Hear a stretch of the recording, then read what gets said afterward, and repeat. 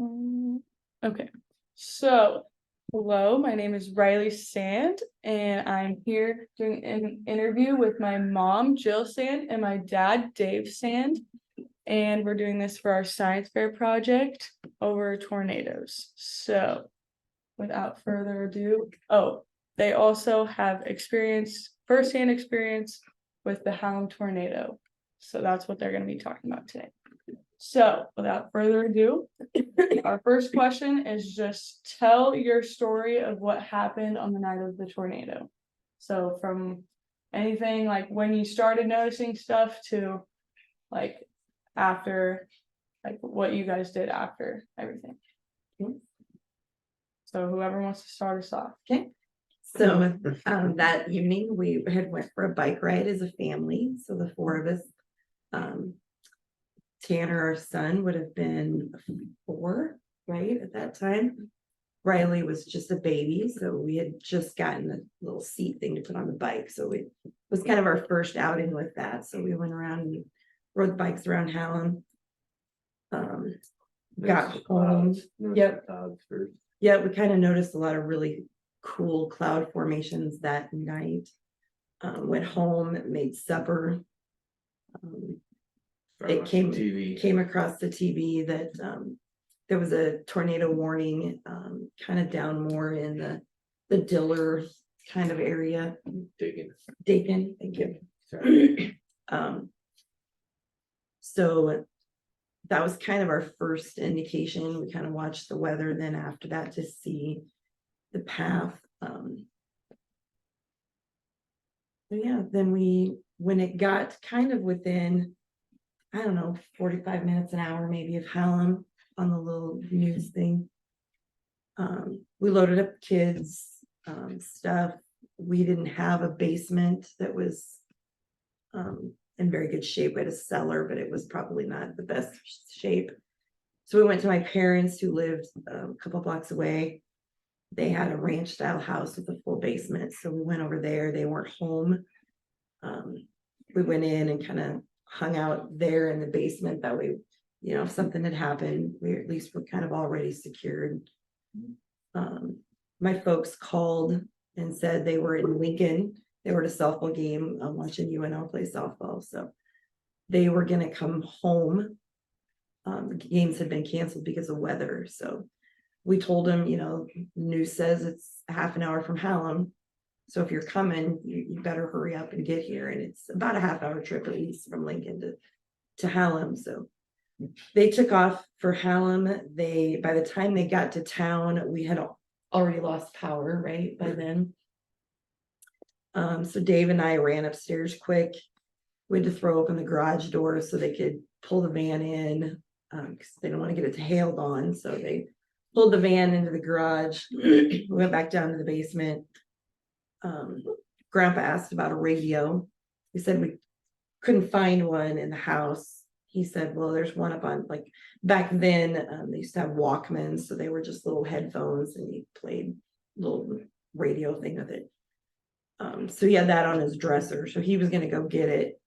I said, nah, I would run up there quick, just because of speed, moved a little faster. So I ran upstairs to his room, grabbed that, came back downstairs, and probably within minutes of being back downstairs, we heard a really loud explosion. We kind of all dove for cover. We were in what was my dad's office at that time. It was in the kind of the southwest corner of the house in the basement. We all kind of dove under a desk and tried to take a little what cover we could. Heard a lot of wind. You could hear like the debris blowing around and hitting the house. We heard several large explosions after that.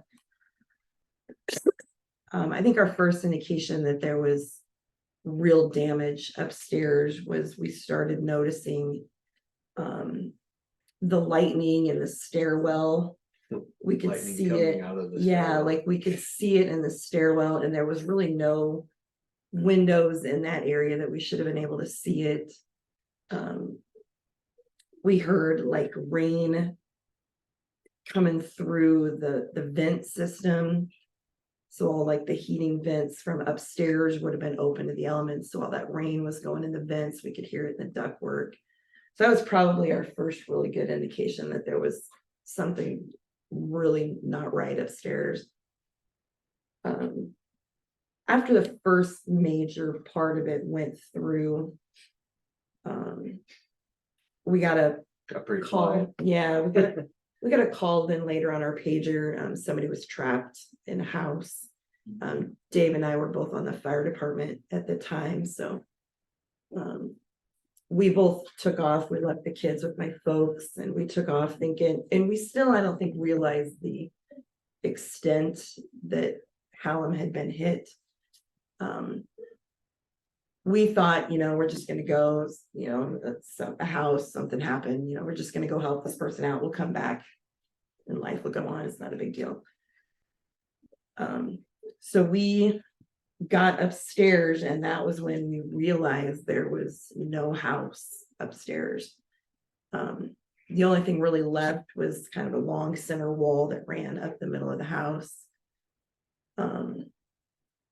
Everything else was pretty much gone. So to get out of the house, we kind of had to jump off of what would be the main floor family room area, basically kind of onto the ground. So it was probably 5 feet, probably 5 or jump 6 feet jump down to the ground.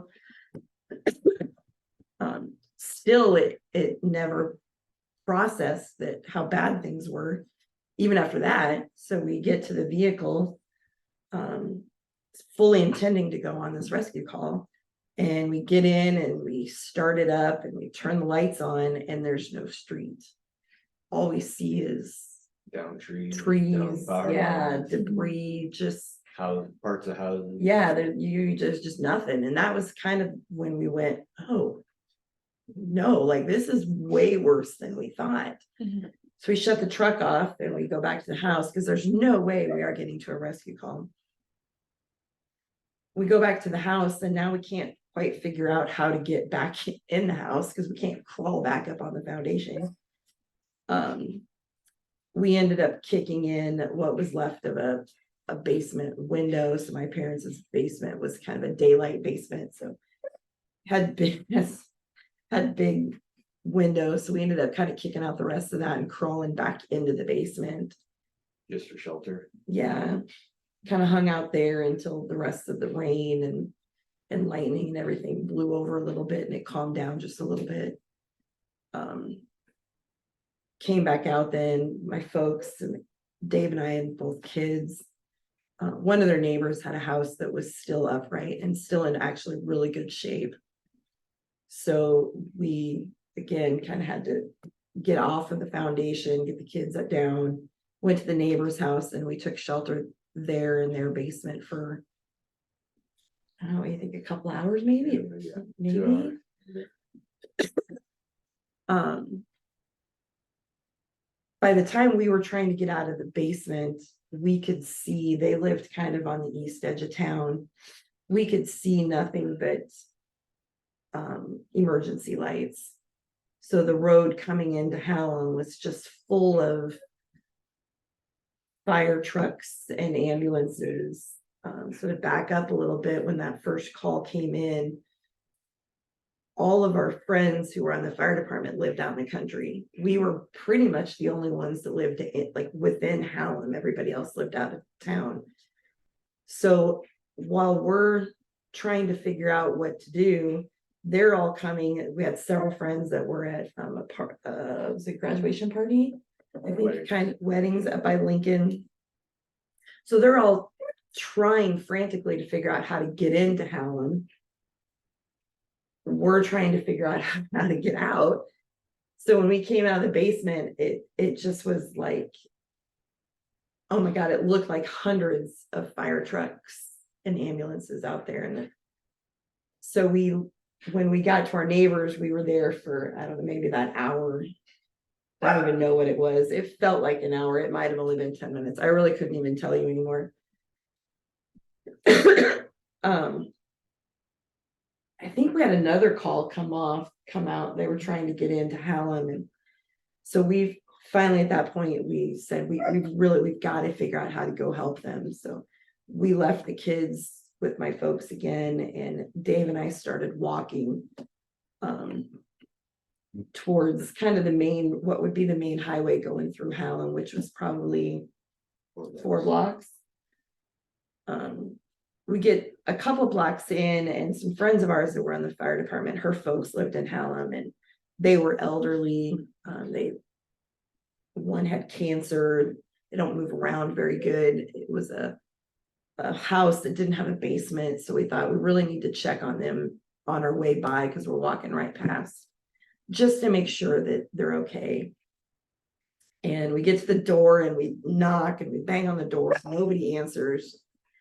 And finally, Dave was like, we've got to get in this house and check on him. And so he's trying to kick the door in. We're trying to get in the house any way we can. And all of a sudden we hear Dick and Joe were their names. So we hear Dick from inside the house going, I'm coming. And he was kind of a grumpy kind of old guy when he wanted to be. And so he comes barreling to the door, him and Joe both, and answer the door. And we, gave him hugs and said, we just want to check and make sure you're okay.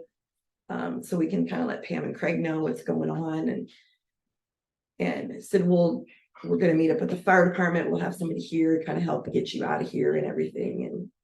And they were like, okay. So just kind of hang tight here, and we'll make sure that somebody comes back. And we start walking back towards through the house. Yeah, as we're going to the main highway, we turned around and looked behind us, and literally the entire back of their house was gone.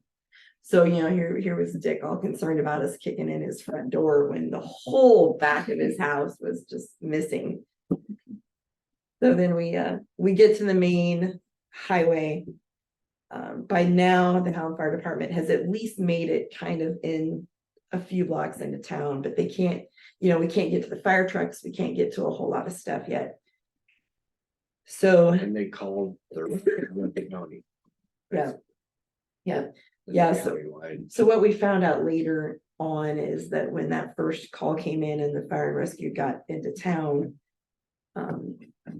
they use what they call an all call. It's a countywide all call. I don't know if it's even ever been used until that. I really couldn't tell you. What happens is dispatchers can do whatever it is they do, push a button, whatever it is they do, and it'll notify, the pagers will go off for any emergency group, fire and rescue group within Lancaster County, and says there's an emergency in Hallam. Hallam's been hit by a tornado. All available personnel need to report to this area. So that was why there were so many fire and rescue trucks right outside of Hallam trying to get in at that time, which we didn't know at the time, but we found it out later. So anyway, we get to the main road and we meet up with some really good friends of ours. And Pat is our rescue chief in Hallam, or he was at that time. So we meet up with him, and he grabs Dave and says, okay, I need you and James, I think. We need to clear these streets. We have got to be able to get to our trucks, to our fire trucks, our rescue unit. We've got to be able to get emergency personnel in here. So that was kind of their job. It took them and said, do that. He took me and he said, Jill, I need you to take, I think I took his truck, if I remember right. Kendra, his wife, and my best friend said she's out at the power plant, which is a mile outside of town. They are setting triage up there. So I need you to go out there and help her get the triage set up and ready to go. I said, okay. So I go out. We're gonna have hundreds of people dead. Yeah, like we really thought, as bad as town looked, that we were gonna have deaths, we were gonna have major injuries all over the place. We were prepared for the worst. They were already notifying people that we were going to need all of this emergency equipment. We were going to need body bags. Like that was kind of the thinking at the time, as bad as town looked. So I get out to the power plant. By the time I get out there, Kendra already has chairs lined all up and down the hallway, getting ready for get people to sit, a place to sit so we can monitor vitals, we can take care of anything that we need to take care of, whether it's bleeding, cuts, broken things, whatever it is. So she's already pretty much well underway on that. So then it's kind of a waiting game because we got to be able to get around town first. We can't even get to that point. You want to talk about you and James? We basically commandeered any big piece of equipment we could. And which we were right by the elevator, so they had loaders and bobcats, that kind of stuff. And we just basically commandeered them and we pushed streets as empty as we could just to get one truck or whatever ambulance through. Yeah. So I think then, if I remember right, at that point, they kind of started, people in town, they're hearing it, these guys out cleaning streets.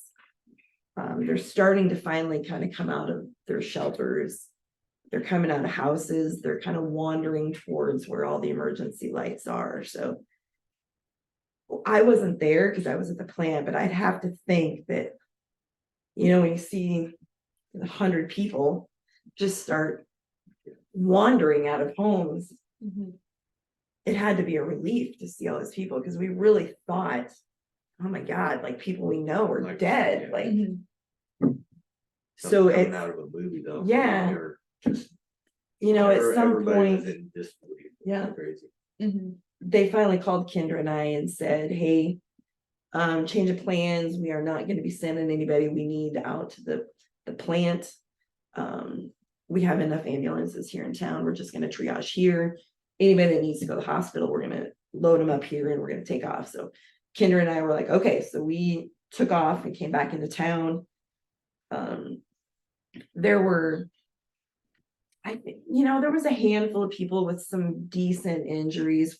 We'd had one gal that had just had back surgery not too long before then. So we did make sure we got her transported in. She was moving, like everything was okay, but she was really sore.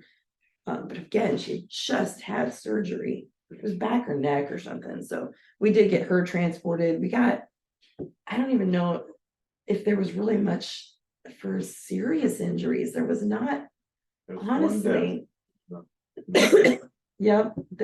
As far as injuries, we had barely, it was really pretty minor, shockingly enough. We ended up having one lady pass away. She just couldn't get to the basement time. Yeah, she was an elderly lady. She was at the top of the stairs. Yeah, they said Elaine loved storms. So it was probably a really good chance she was probably standing outside watching it, because it's never going to hit your town. That's, that's kind of everybody's thought. So they figured, she just probably was out there too long and couldn't get in the basement soon enough. So after that, it really was, we went home to home. We did searches. We spray painted So like about on 4 o'clock in the morning. Yeah, we spray painted the outside of buildings. If we'd searched them, we marked it, we spray painted it on the house, that house had been searched until we cleared the whole town and we knew that we'd got everything. That took almost all night to do that. So We came back the next morning. that's kind of our story of the night of the tornado. Awesome. Wow. Longest day of our life. Well, thank you for sharing that with us. I just have a few follow-up questions, and some of you guys already touched on, but the first one is just what were your first indications that there was going to be bad weather? So I know you guys talked about you noticed the clouds and you were kind of watching the weather. Was there any other signs or signals that you guys would have heard or seen? No, to me it was the clouds. They were those, I don't even know what you call them, the modest clouds or whatever. They kind of had that little fish scale look to them. And as you kids were growing up, that was kind of always our running thing, is when we'd see those clouds, we're like, oh my gosh, there's those clouds again. But that night, And pretty it much wasn't, every time we see them, there'd be a tornado somewhere closer. it wasn't like there was just a few that night. like the whole sky was full, like it was just crazy. It's the first time I think I'd ever seen them in that extent. And of course, everything, the coloring was odd that night, just the sky color was different. Mhm. And it was nighttime Yeah, in no time. yeah, yeah. When the tornado hit, it was pitch black. And that was probably what, 7 something? I don't remember exactly what time it was. Yeah. And in the summer, it's never dark, it's 7 o'clock. And by that time, it was, I mean, literally pitch black out. Mhm. So, I mean, that's really all I can think of besides watching the TV. All right. Our next one is, what effects did it have on the town? So like immediately after, and then kind of like a little bit now, like how has it changed since before the tornado? I think immediately after, I think after any big event like that, you kind of go through a period where people are close, they're supportive. Mhm. I think everybody saw it on September 12th as well. It's that strong sense of community, helping your neighbor. In that real short term, that's kind of what I remember.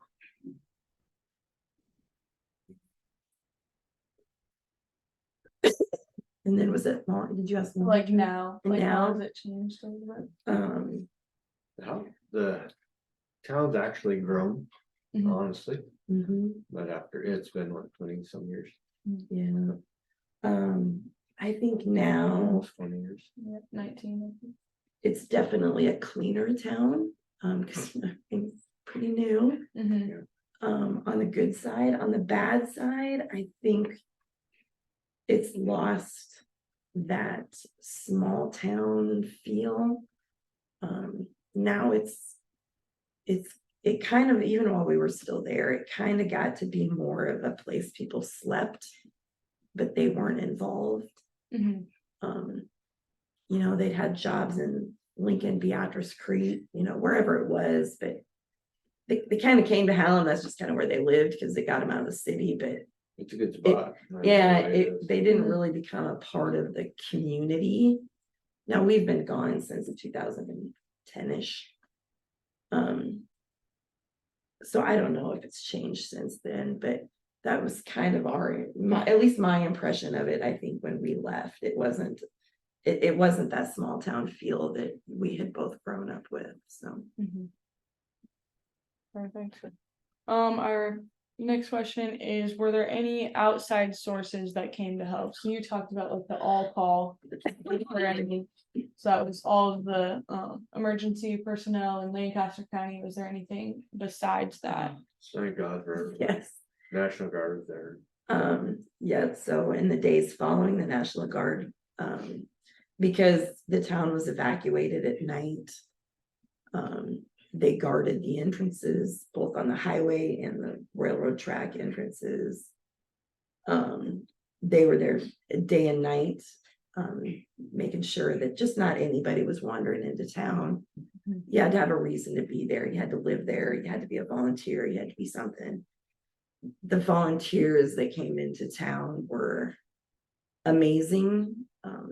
Hundreds and hundreds of them. It really was. It was everything from cleaning up the debris out of people's yards, to the streets, to the helping people with their homes, it was, they were boarding things up. It was just amazing to see the number of people that volunteered to come in.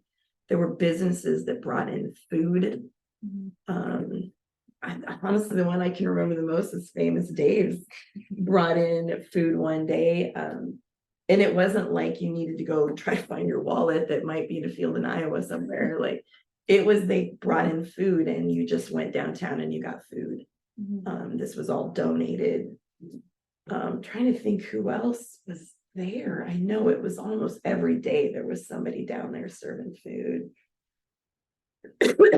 The Red Cross was amazing, right? Red Cross was there, right?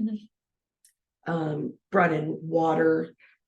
It brought in all kinds of, whether it was snacks, if you just needed something, you could go downtown at any point.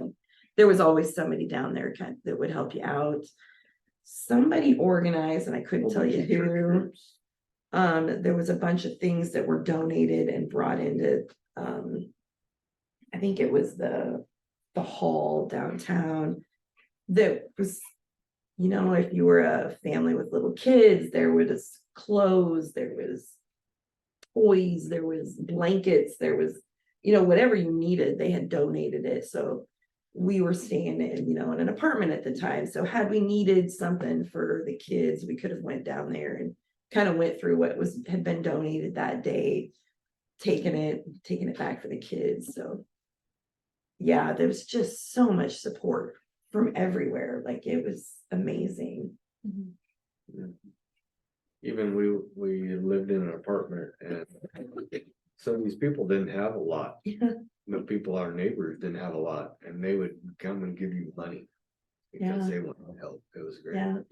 The one, it was a couple of young gals, noticed we had kids, brought us highlights magazines. The old, so it was the paper that was like from data processor computers that had the pins on the side, and they brought a whole stack of that and a box of colors, and they weren't like new colors, they were like small pieces of broken colors, but you kids didn't care. Like, Tanner was ecstatic, he had stuff to sit and color and play with. And yeah, they were so good everywhere we went. It was amazing. Our next question for you guys is, what do you think causes tornadoes, or do you know what causes tornadoes? Oh man, now you're gonna ask me a question that I didn't answer. I don't know.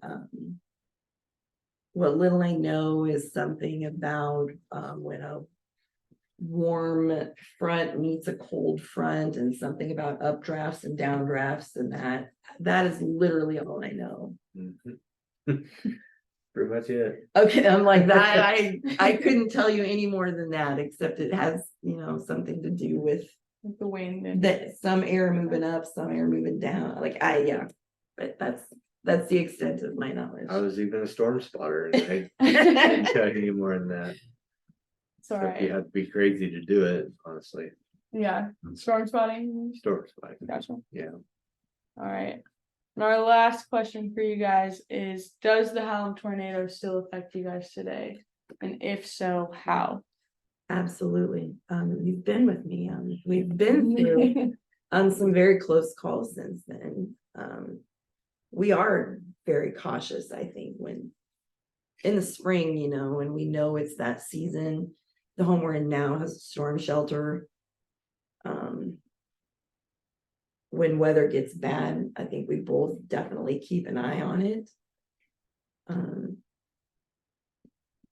I think I'm worse when kids are with me. When it's just us, I think we're probably a little bit more relaxed about it. But yeah, I think something going through something like that has long-term effects. Not that I think we're freaky about, being scared, but I think you're just more cautious. You learn to be more prepared. Kind of know what to do and what not to do. You think ahead. We make sure that we have things in the storm shelter. We've got lanterns, like battery operated lanterns down there that we keep down there all the time. Yeah. And had we not lived through it before, I don't know that things like that would have probably crossed our mind. I'm more cautious about what I put in a safe. All of my picture negatives that we rounded up that we still had. I keep all of those, back in the day before everything was digital, you could get negatives. So I still have to this day all of those stuck in the safe. So if we ever need to recreate any of those pictures, we have them. We back up a lot of things now online, and it's, some of that's because you don't want to lose it, but some of it is because we've went through losing everything. Another lasting effect is, Honestly, it's just stuff. yeah, that's what I was gonna say. That's another one, lasting effect is we learned the life lesson that things are just things. I don't stress over things spilled on the floor. I don't stress when things break. I don't stress when I lose a phone in an Uber in Arizona, for example. I just have learned that it's just not worth it to get upset over things. As long as, you know, the people you care about are safe, and healthy, that's really what matters. Awesome. Those are all really good answers. So those are the last questions. Again, these are my parents, Jill Sand and Dave Sand. They experienced the 2004 Hallam tornado, and that's all we got. Thank you. I don't know how you stop this.